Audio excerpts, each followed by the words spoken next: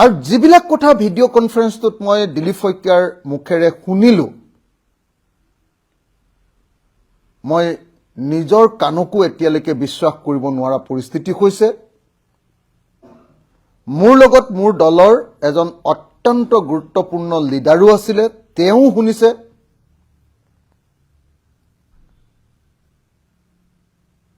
আৰু কথাখিনি শুনি কালিৰ পৰা মই ভালকে টোপনি মাৰিব পৰা নাই ভালকে চিন্তা কৰিব পৰা নাই মই কি কৰো কি নকৰো এটুকে ভাবি আছো আৰু ভাবি থাকি সৰ্বশেষত মই আজি নিজেই এই লাইভটো অহাৰ সিদ্ধান্ত ললো কালি ভিডিঅ' কনফাৰেন্সত যোগেন মোহন ডাঙৰীয়াক খুব প্ৰশংসা কৰিছে দিলীপ শইকীয়াই সেইটো মই শুনিলো কোন কোন বিধায়ক উপস্থিত নাই বুলি ধমকি লগাইছে আৰু কোনোবা এজন মানুহক কৈছে যে কোন কোন বিধায়ক আছে আৰু কোন কোন নাই মোক তালিকাখন বনাই দিয়া বুলি দিলীপ শইকীয়াই কৈছে মই শুনি আছো আৰু তাৰ পাছতে তেখেতে মানে কালি ভিডিঅ' কনফাৰেন্সখন পাতিছিলে আজি বিজেপি দলৰ ৱাল ৰাইটিং সম্পৰ্কে দেৱাল লিখন সম্পৰ্কে তেখেতে বেসিক্যালি ভিডিঅ' কনফাৰেন্সখনত কথা পাতি আছিল সকলো বিধায়কে কৈছিলে যে তোমালোকে অতি কমিও শব্দটো কৈছিলে অতি কমিও মিনিমাম 500 মানুহলৈ ৱাল ৰাইটিং কৰিব লাগিব এ বুলি কৈ আছিল অতি কমিও 500 মানুহলৈ আজি মানে 5 তাৰিখৰ দিনা তোমালোকে সকলোৱে কাইলে ৱাল ৰাইটিং কৰিব লাগিব বিজেপিৰ প্ৰচাৰ চলাব লাগিব আৰু তাৰ পাছত মানে ধমকি চমকি মাৰি কোন এমএলএ হনাই কোন হেই কৰা নাই এবিলাক কথা কৈ এবাৰ তেওঁলোকে ভোটাৰ তালিকাৰ সংশোধনী ভোটাৰ স্পেশাল যেটো ৰিভিজন এতিয়া চলি আছে যেটো ৰিভিজন চলি আছে সেই ৰিভিজন সম্পৰ্কে এটা কথা পতা আৰম্ভ কৰিলে তেওঁটো ধমকি দিবলৈ লাগিলে প্ৰথমতে দিলীপ শইকীয়া বৰ টান টান কথা কৈ দেই ধমকি দিয়া কথা কয় মই কালিহে দেখিলো কালিহে শুনিলো মানে একদম ধমকি দি আছে যে আপোনালোকে এই যেটো আমাৰ হেৰি চলি আছে ভোটাৰ তালিকাৰ সংশোধনী চলিছে এসআৰ চলিছে হেতু আপোনালোকে গুৰুত্ব দিয়া নাই যি ধৰণে গুৰুত্ব দিব লাগিছিল দিয়া নাই তাৰ পাছত তেখেতে ক'লে যে আমাৰ অশোক সিংঘাল মন্ত্ৰী অশোক সিংঘালক দায়িত্ব দিয়া হৈছে যে 60টা বিধানসভা সমষ্টিত 60টা বিধানসভা সমষ্টিত ভোটাৰ তালিকাৰ পৰা ভোটাৰৰ নাম কৰ্তন কৰিবলৈ তেওঁক দায়িত্ব দিয়া হৈছে যাতে সেই 60টা বিধানসভা সমষ্টিত বিজেপি জিকিব পাৰে কৈছে যে এই দায়িত্ব দলে অশোক সিংঘালক দিছে আৰু অশোক সিংঘালে অসমৰ 60টা বিধানসভা সমষ্টিৰ ভোটাৰ তালিকাখন তেওঁৰ নিজৰ ইচ্ছামতে কৰ্তন কৰিব মানুহৰ নাম কৰ্তন কৰিব মই নিজ কানেৰে শুনি আছো এই কথা নিজ কানেৰে আৰু দিলীপ শইকীয়া ডাঙৰীয়াই কৈছে যে আপোনালোকে ভোটাৰৰ নাম কৰ্তন কৰিবৰ কাৰণে কাৰ কিমান ভোটাৰৰ নাম কৰ্তন কৰিব লাগে বুথ অনুসৰি আপোনালোকে যি যি বুথত আমাৰ বিজেপিৰ অৱস্থা বেয়া সেইবিলাক বুথৰ পৰা ভোটাৰৰ নাম কৰ্তন কৰিবৰ কাৰণে আমাক ভোট নিদিয়া মানুহবিলাকক ভোটাৰৰ নাম কৰ্তন কৰিবৰ কাৰণে আপোনালোকে কি ব্যৱস্থা লৈছে কিয় ব্যৱস্থা লোৱা নাই কৈছে যে অহা 12 তাৰিখৰ পৰা অহা 12 তাৰিখৰ ভিতৰত সকলো এমএলএ সকলো জিলা সভাপতি আৰু বিজেপিৰ মণ্ডল সভাপতিয়ে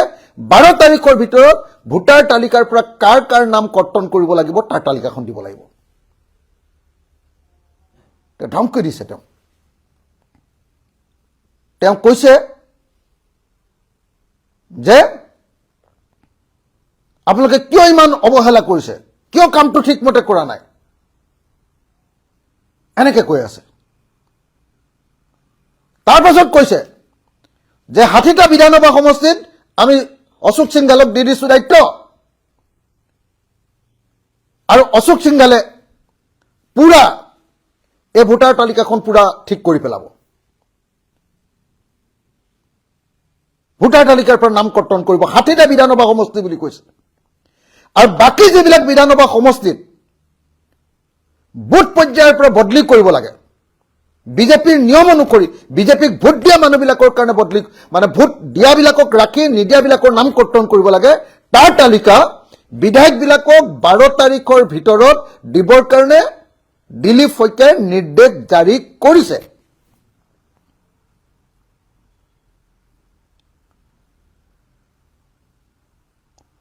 মই এজন বিজেপি লিডাৰৰ মোবাইলত প্ৰথমতে চালো তাৰপিছত মোক দেখি যাব বুলি ভাবি মই সাউণ্ডটো শুনি আছো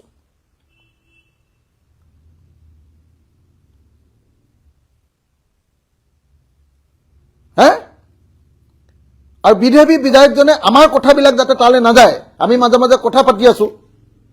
সেই কথাবিলাক যাতে তালে নাযায় তেওঁ মোবাইলটোত মিউট কৰি ৰাখিছো বুলি কৈছে মোক কৈছে যে চিন্তা নাই এফালৰ পৰা নাযায় মিউট কৰি ৰাখিছো আমাৰ সাউণ্ড নাযায়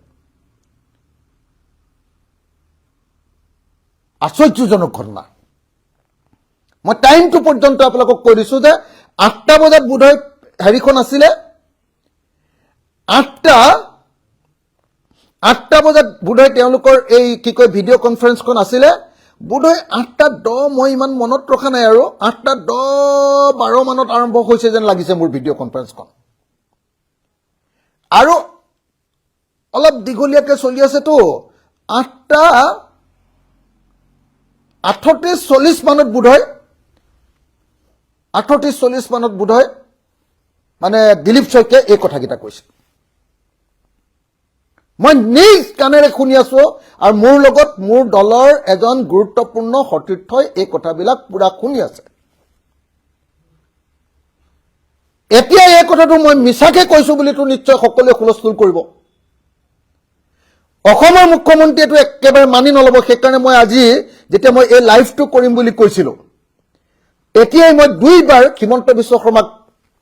টেগ কৰি দিছো মেনশন কৰি দিছো যে আপুনি মোৰ এই লাইভটো শুনিব মোৰ লাইভ শুনিবলে আপুনি বৰ শান্তি পায় আৰু মোৰ লাইভ শুনিবলে আপোনাৰ টোপনিটো ভাল হয় মই সেইকাৰণে টেগ কৰি দিছো যে অসমৰ মুখ্যমন্ত্ৰী ডাঙৰীয়া আপুনি কি কৰিবলৈ লৈছে মই এবাৰ নিজ কাণৰে শুনি ললো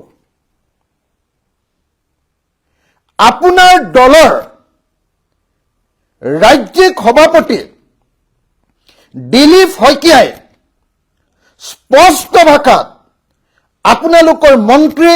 য'ত যোগেন মোহনক এই কনফাৰেন্সখনত উপস্থিত আছে যোগেন মোহনক প্ৰশংসা কৰিছে কোন কোন নাই বুলি বিধায়কক তাক তালিকা দিবৰ কাৰণে কোনোবাজনক মোক লিখি দিবি বুলি কৈছে বিধায়ক বহু সংখ্যক আছে জিলা সভাপতি আছে আৰু তাত অতি স্পষ্ট ভাষাৰে কৈছে দিলীপ শইকীয়াই যে ভোটাৰ তালিকাৰ যি ৰিভিজন চলি আছে এটো কিয় আমাৰ পাৰ্টিৰ মানুহবিলাকে যিমান গুৰুত্ব দি ল'ব লাগে লোৱা নাই কিয় কৈছে যে আমি অশোক সিংগালক দায়িত্ব দিছো যে অশোক সিংগালে 60টা সমষ্টিৰ যেটো ভোটাৰ তালিকা হেতুৰ পৰা যিবিলাক নাম কৰ্তন কৰি দিব লাগে বা যাৰ নাম ভৰাব লাগে হেতু তেওঁ ভৰাব কিন্তু তদুপৰি বাকি যিবিলাক সমষ্টি থাকি যাব সেই সমষ্টিবিলাকৰ পৰা এমএলএ বিলাকক কৈছে জিলা সভাপতিক কৈছে আৰু মণ্ডলৰ সভাপতি নামটো মই শুনিছো যে মণ্ডলৰ সভাপতি বিলাকে আমাক 12 তাৰিখৰ ভিতৰত তালিকা দিব লাগিব কাৰ নাম কৰ্তন কৰিব লাগে আৰু কাৰ নাম ভৰাব লাগে আৰু এনেকৈ কৈছে যে য'ত বিজেপিয়ে প্ৰতিটো বুথৰ পৰা য'ত বিজেপিৰ ভেটি দুৰ্বল সেই সমূহ বুথত থকা ভোটাৰৰ নাম কৰ্তন কৰিব লাগে আৰু তাৰ কাৰণে বিধায়ক তাৰ কাৰণে জিলা সভাপতি আৰু তাৰ কাৰণে মণ্ডল সভাপতিয়ে তালিকাখন বনাই 12 তাৰিখৰ ভিতৰত জমা দিব লাগে বুলি কৈছে এতিয়া মোক ক'ব যে অখিল গগৈ মিছা কথা কৈছে মই সেইকাৰণে অসমৰ মুখ্যমন্ত্ৰী ডাঙৰীয়া আপোনাক মই চ্যালেঞ্জ কৰিছো যে কালিৰ যেটো দিলীপ শইকীয়া ডাঙৰীয়াৰ যেটো ভিডিঅ' কনফাৰেন্স আছিলে আপোনালোকৰ বিধায়ক আৰু জিলা সভাপতি বিলাকৰ লগত কালিৰ এই ভিডিঅ' কনফাৰেন্সটো আপুনি ৰাজহুৱা কৰক তাৰ নিশ্চয় ৰেকৰ্ডিং থাকিবই সেই ৰেকৰ্ডিং ৰাজহুৱা কৰক আৰু সেই ৰেকৰ্ডিং ৰাজহুৱা কৰি অসমৰ মানুহক দেখুৱাই মোৰ এই যিটো প্ৰত্যাহ্বান মোৰ এই দাবী সম্পৰ্কে আপুনি প্ৰমাণ কৰক নহলে কিন্তু মই কালিৰ পৰা শুব পৰা নাই কি কৰো কি নকৰো কাক কওঁ কাক নকওঁ মই লাগি আছে মই ফোনতো কথাটো ক'বলৈ বেয়া পাই আছো সেইকাৰণে উপায় নাপায় আজি মই ফেচবুক লাইভ যোগে সমগ্ৰ অসমৰ মানুহক জনাব খুজিছো যে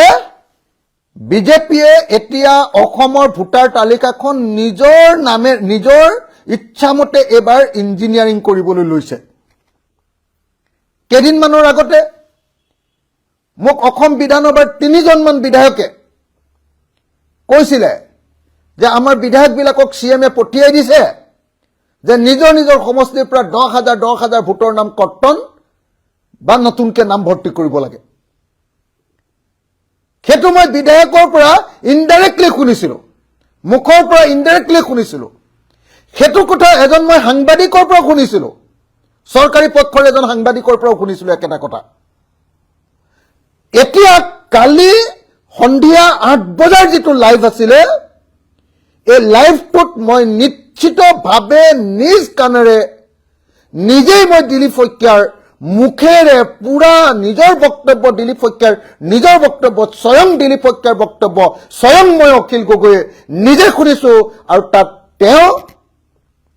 অসমৰ 60টা সমষ্টিৰ ভোটাৰ তালিকাখন সম্পূৰ্ণৰূপে বদলাই দিয়াৰ কাৰণে দায়িত্ব অশোক সিংঘালক দিছো বুলি কৈছে আৰু বাকিবিলাক সমষ্টিৰ কাৰণে যি মতে বুথ ৱাইজ ভোটাৰ তালিকা সংশোধন কৰিব লাগে কাৰবাৰ নাম যিমান মানুহৰ নাম যিবিলাকক বিজেপিক ভোট নিদিয়ে সেইবিলাকৰ নাম কৰ্তন কৰিবলৈ আৰু নতুনকৈ নাম ভৰ্তি কৰিবৰ কাৰণে কালি নিৰ্দেশ দিছে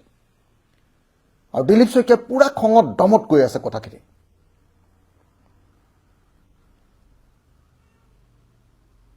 সেইকাৰণে মই অসমৰ মুখ্যমন্ত্ৰী মোৰ এই যি ভয়ংকৰ বুলি কৈছো এই ভয়ংকৰ অভিযোগ যদি বিশ্বাস হয় মোক নাৰ্কো টেষ্ট কৰক আপোনালোকে মোক নাৰ্কো টেষ্ট কৰক মোৰ এজন সাক্ষীও আছে একেলগতে 2জন মানুহে আমি শুনিছো